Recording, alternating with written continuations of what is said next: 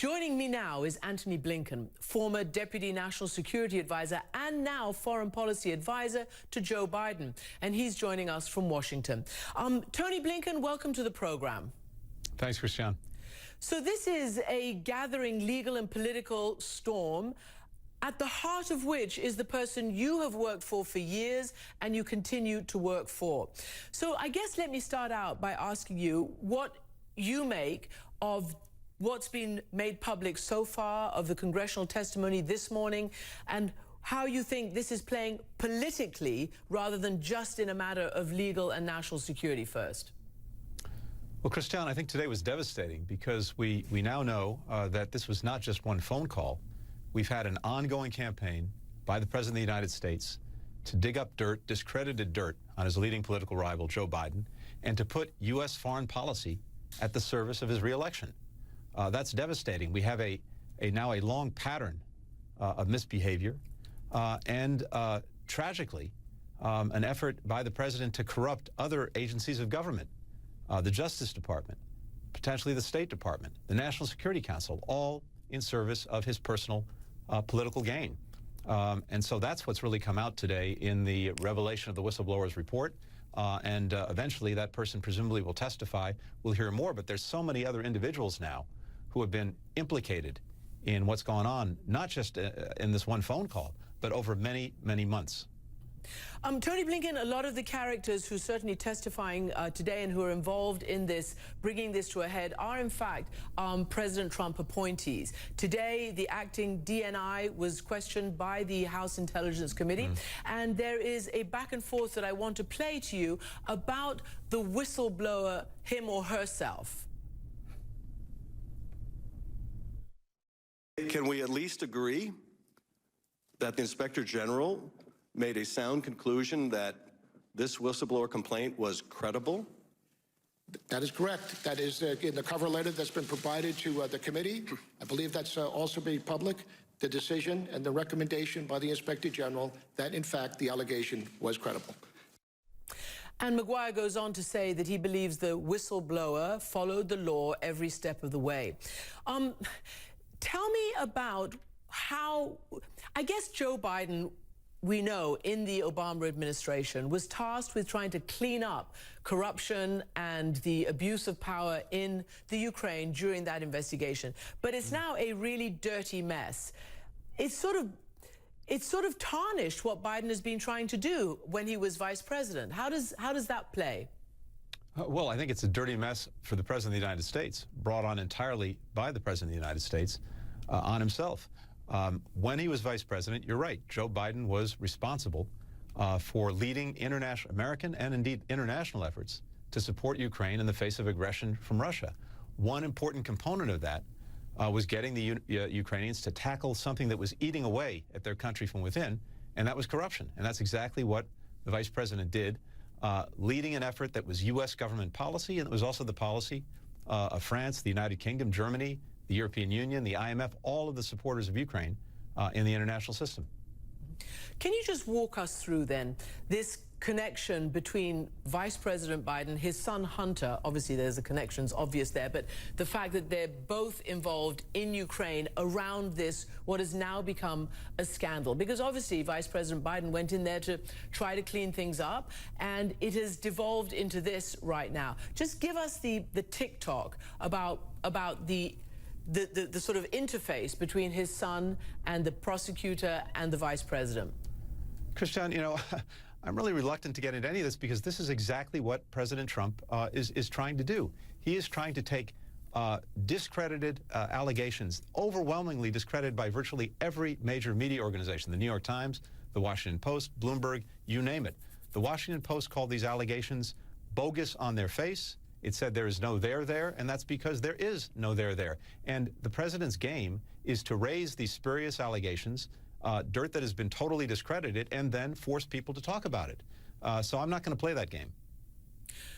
You're an advisor to the vice president. So let me ask you about another issue that's come out in this whistleblower complaint, and that is the action around the U.S. ambassador to Ukraine at the time, who is a career Foreign Service official, and she was basically recalled from Ukraine by President Trump. And in the transcripts, you can see between President Trump and the Ukrainian Prime Minister, they basically, trash this career Foreign Service official, and her defenders have said that there was a smear campaign against her, and now she's been recalled. She was active during the Obama administration. What can you tell me about her, Maria Yovanovitch? Ambassador Yovanovitch is an exemplary public servant. Indeed, I knew her, I worked with her. She went to Ukraine at a very challenging time. Again, Ukraine under siege by Russia. In that post, in the other post that she held before being in Ukraine, she was really one of the leading lights of the Foreign Service. And it looks like she's been made a victim of this campaign by the president to try to dig up dirt on his leading political rival, Joe Biden. So that's deeply, deeply unsettling. It's deeply, deeply unfortunate, and it sends a horrible, chilling message to the career officers of the Foreign Service. She was doing her job, and by every account, she was doing her job, including to deal with the ongoing problem of corruption in Ukraine. And she apparently was made a victim of this, terrible effort by the president to abuse the power of his office. So you've obviously been a State Department official, you've been a national security official, and you know all these issues really well. So I want to ask you what's already been raised in the press, the question that this kind of situation simply could give fuel to any quote-unquote tin pot dictator to come to this president or another American president with dirt on a political opponent. In other words, tell me about the potential ripple effects of what's going on right now. Yeah, Kristan, you're exactly right, and I think the use of tin pot is unfortunately appropriate. You know, the United States, up until now, has been the country constantly leading efforts to deal with this kind of tin pot dictatorship behavior that we see in other countries around the world, and now apparently we're doing it ourselves. So I think, on the one hand, that vastly undermines our ability and our authority to take on corruption around the world. And you're right, it seems to invite others to think that they can buy favors for themselves by interfering in our elections. I want to play this soundbite from President Zelensky of Ukraine, who was at a bilat with the press yesterday with President Trump here in New York at the UN, and trying desperately to stay out of what has become a big political crisis. This is what he said. You heard that we had I think, good phone call. It was normal. We spoke about many things, and so I think, and you read it, that nobody pushed me. Yes. In other words, no pressure.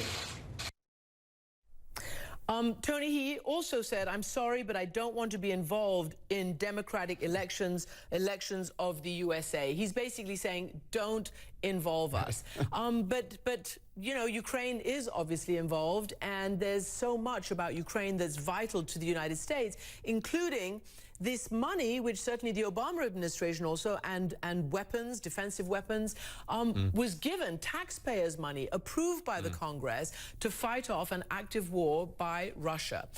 Just talk to me a little bit about the notion of holding up that kind of money. Ukraine has been under siege from Russia for years now, ever since the invasion of Crimea, and then eastern Ukraine, the Donbass. Its #1 international supporter and leading patron has been the United States. And so the assistance the United States provides is vital, but also the political support that the United States provides is vital. And any Ukrainian president knows that he or she needs to be in good graces with the United States. They desperately need that support. I feel for President Zelensky sitting there next to President Trump and having to say he didn't feel any pressure when it was obviously exactly the opposite. In that phone call with the president, it's clear that he was very well prepared, knew what the president was looking for, and was trying to give him the answers he wanted, precisely because military assistance was being held up, it was being blocked. Indeed, the phone call itself, according to what we're hearing today, was held up until the Ukrainians made clear that they were ready to, quote, play ball with the United States and with President Trump's efforts to get the Ukrainians to interfere in the election and dig up this discredited dirt on the leading political rival of the president, Joe Biden. So, again, that puts Ukraine in a horrible position. And I can very much empathize with the president of Ukraine when he says, we don't want any part of this. And finally, and it is a political question, how does your boss, Joe Biden, translate this and what's happening around him into continuing to run his campaign? And how does he address this issue as he's trying to fend off what President Trump is really accomplished at, and that is filling the airspace with a lot of chaff and all sorts of deflection for any incoming missiles, so to speak? You know, Christian, on one level, the most important level, this is not about Joe Biden. This is about a president abusing the power of his office for his own political, personal gain. That's much bigger than anyone. But to the extent it is about Joe Biden, it's quite astounding the amount of time President Trump spends trying to find ways to take Joe Biden down. And the reason is pretty clear. It's because he sees him as his toughest potential opponent in the 2020 election. We've had 70-plus face-to-face polls so far taken, Biden versus Trump. Biden has won every single one of them. So what this really tells me, among other things, is that the president is frightened about the prospect of facing Joe Biden in an election. He's doing everything possible to make sure that doesn't happen. Antony Blinken, thank you very much indeed. Foreign policy advisor to Vice President Joe Biden in the 2020 campaign. So let us turn now to John McLaughlin. He's the former deputy director of the Central Intelligence Agency, the CIA, and he's joining me from downtown New York. John McLaughlin, welcome. Thank you for joining me.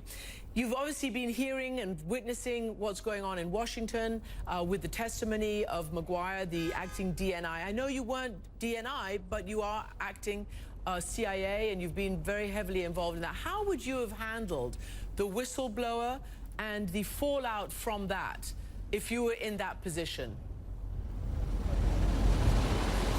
Well, Christiane, I hate to second-guess an honorable person like Director Maguire, but I think looking back on it, he was hampered a lot by his inexperience in this kind of job. He's a Navy SEAL. Had I been in the job, I would have used something called an accommodation process. Big fancy term, but basically it means you have a problem like this, you go up to the Hill and you meet with the committees, at least with the chairman and the vice chairman, and you lay it out and say, not quite sure how to handle this. You're going to need some of this. Let's talk it over and come to an agreement. That process apparently was not used in this case, and I think that has in part led to the mess we're in now. Well, you hit at a very important situation right there, because a lot of questions have been going on, not only in the media and amongst analysts and politicos, but also obviously in the questioning on Capitol Hill. You know, it's quite tortured to try to, yank sort of what looks like a rotten tooth out of Maguire, trying to figure out why he would have gone to the executive branch to ask about how to deal with a complaint about the executive branch, rather than do what you've just suggested, take it immediately to whatever kind of appropriate committees on Capitol Hill. Well, as I look back at this and consider all the levels involved, there were at least 5 levels of government where judgments had to be made, and the biggest problem in government is usually not procedure, it's usually judgment. And so I think he was correct to first consult with his own Inspector General, and had I been there, I probably would have asked the General Counsel at the DNI. That's fair as well. I never made a move as CIA director or acting director or deputy director without talking to my lawyer.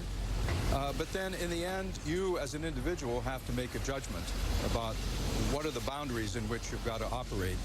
And I think he was being appropriately careful here, but again, not to second guess him, he's a good man, but I think he may have just been a little too cautious about how he handled this in the end. I think there would have been a way to get this to the committees without exposing anyone to legal jeopardy.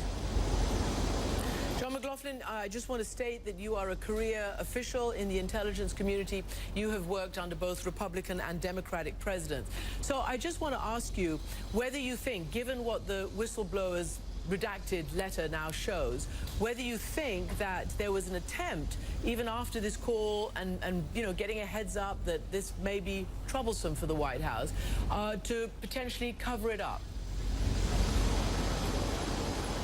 I think it's pretty clear there was an effort to cover it up. If you read the complaint, which I think is very well done, and frankly has CIA analysts written all over it, just the way it's written, carefulness.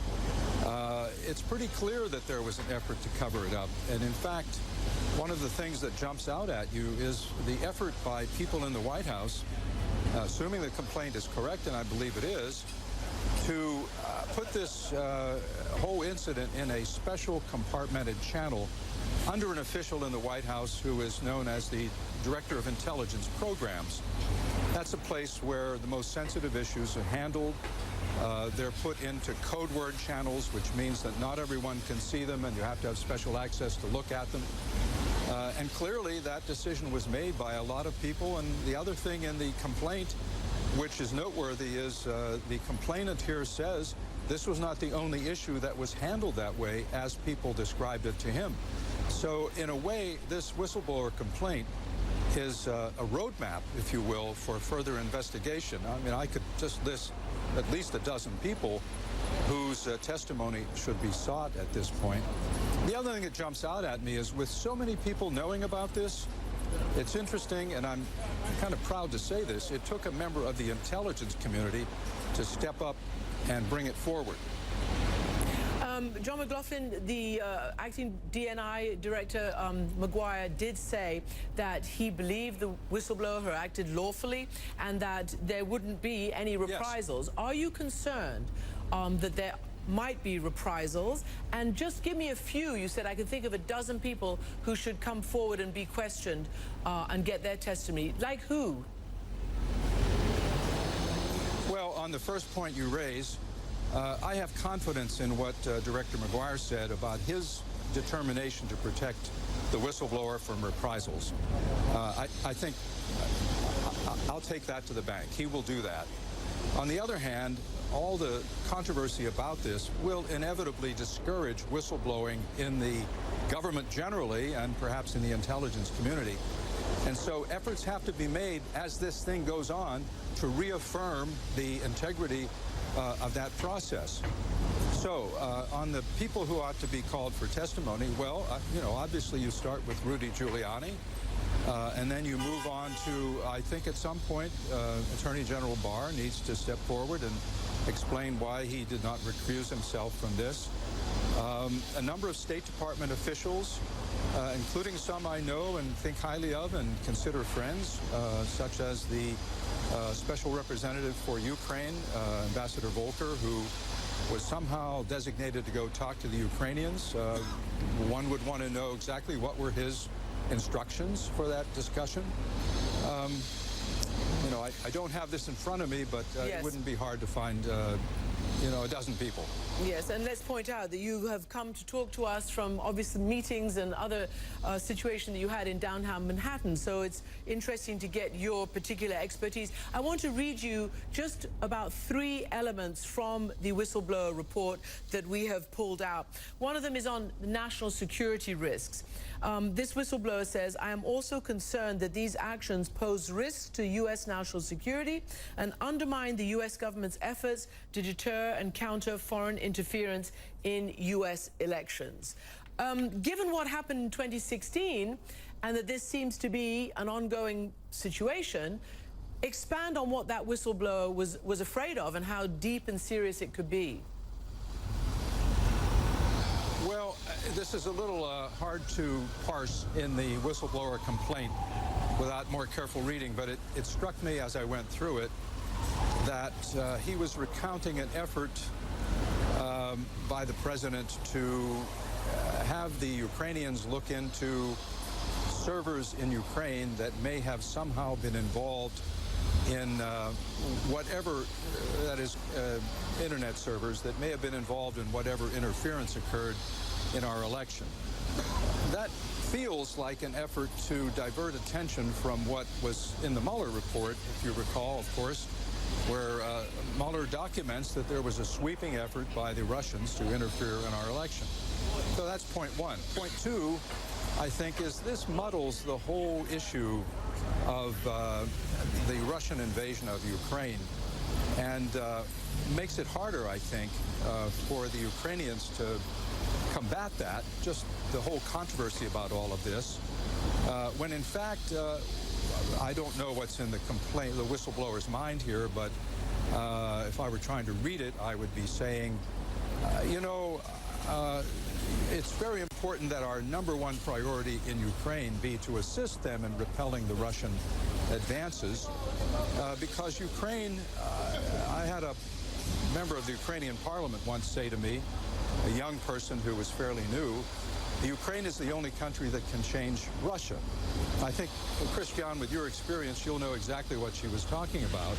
She was basically saying, if we get this right here, if we have a functioning democracy, a pluralistic, democratic, free society, Russians who kind of view us as their Slavic kin will want the same. And so, Ukraine turns out to be, although perhaps obscure to many people in the United States, turns out to be actually a very important country in our international relations. And this may have been part of what is involved here. Yeah, and again, depending a lot on U.S. aid, U.S. support, as well as European support. So I just want to read you one more little bit that we've pulled from the whistleblower on this particular issue. Basically, the whistleblower says, multiple U.S. officials told me that the Ukrainian leadership was led to believe that a meeting or a phone call between the president and President Zelensky would depend on whether Zelensky showed willingness to, quote, play ball on the issues.